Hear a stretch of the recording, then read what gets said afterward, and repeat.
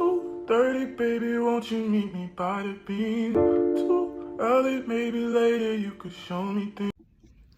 Hey guys, this is Jacolia of Jacolia Gems. Thank you for once again coming back to view my channel. Welcome home, family. If you happen to be new here, I definitely hope that I say something on today that will convince you to subscribe. Now, do me a favor, turn on the post notifications, like the video, comment down below, and share it to your social media platforms. So I want to jump into a topic that's very important, very near and dear to my heart. I have a passion for mental health. I was going to school for nursing, psychology, double major. And it's something that I've continued to study on. And now that I'm going on the more natural side, this fall I will be continuing my education for my herbalism certificates concerning mental health, high blood pressure, low blood pressure, cancer, just like everything. And as I'm finished with that, I am leaning towards finishing up my degrees, my double majors in nursing and psychology, so that I can have all of those things and begin to couple them together so that I can do some work. With that being said, another reason this topic that I'm going to talk about, which is mental health in Black girls, Black women, Black mothers, Black single mothers. I can't speak as a wife. I can only speak as what I have seen. But I'm going to speak about as a Black girl, as a Black teenager, as a Black woman, as a Black mother.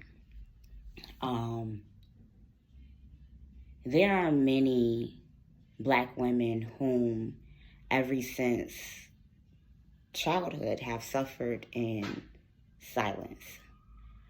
A lot of times, Black girls are very hardened as little girls. I've stated before, and I will always state, that unfortunately, the great majority of us have been raped, have been molested, have been left, have been beaten, have been placed in competition with mothers, with siblings, with fathers. It's just become a defense mechanism. And these things have effects to the psyche of a Black girl. And a lot of times we end up internalizing things, and this is where you will get your whole phase and little girls being called fast, and just so many things have lacked when it comes to the protection of Black girls, when it comes to the mental health. I've heard many Black girls say that they've never been protected, Black women, that they've never been protected. And this is why they are so hard, because a lot of us had to grow up fighting boys in our family, boys in our neighborhood, boys at school.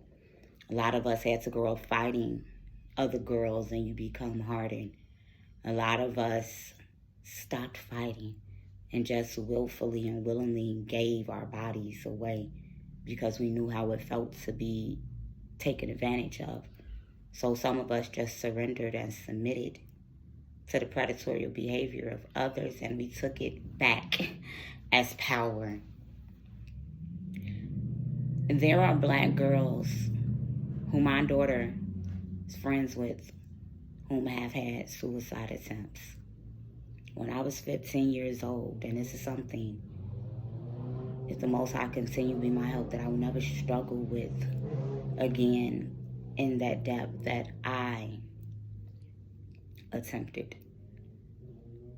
When your voice is silenced, when you're going through chaotic things, when you are being traumatized, when you are being abused and misused, and so many things are going on, and you cry out for help and nobody listens. You cry out for help, and the people that listen use it and take advantage of it. You cry out for help, and you're overlooked. This happens not only as children, but as mothers. The amount of times that I have told people, I feel like I'm hanging on by a thread. I need a break. I need help. And it's either met by silence or it's met by I'm praying for you.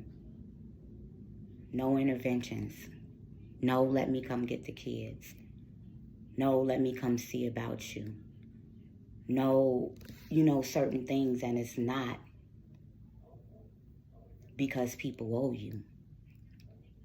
It has everything to do with the fact that when someone tells you that they are in need of help, it normally takes a lot to get there. And no, your emergency is not somebody else's emergency.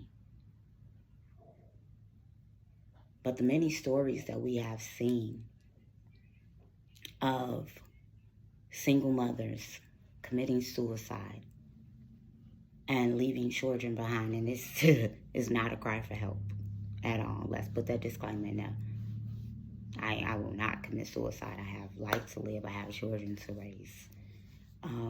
The amount of single mothers that have committed suicide after crying out to family and friends for help, saying I'm overwhelmed, but are being judged for being tired, being judged for wanting to give up, being judged for wanting to give in. All of the things that I named that are traumatic and have been traumatic to many women have left me with a diagnosis of anxiety disorder and PTSD. Both things which can be healed. Both things which can be reversed.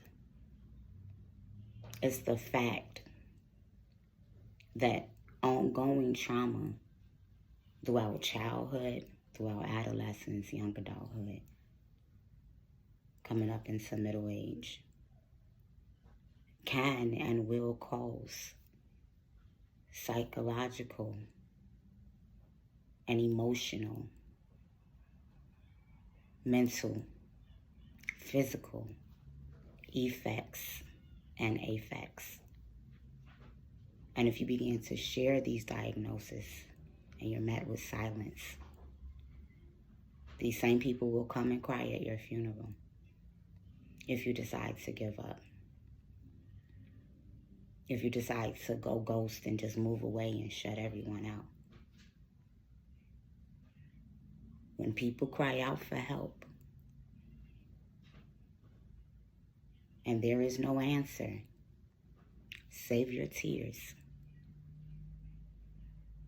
If there's a Black woman in your life whom you have never seen truly get a break, who has been going through time and time and time again, who finds a place to be vulnerable, to confide in you, and you just overlook it and you just keep it moving, examine yourself.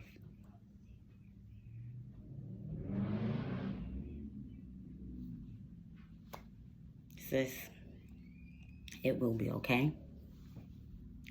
You are not alone. Breathe. Take some time to you. You are not crazy. You are not losing your mind.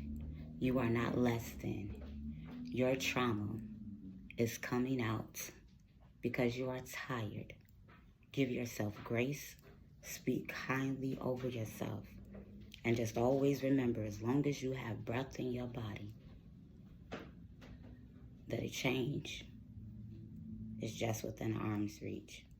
This is Jacolia of Jacolia Gems. Thank you for once again coming back to view my channel.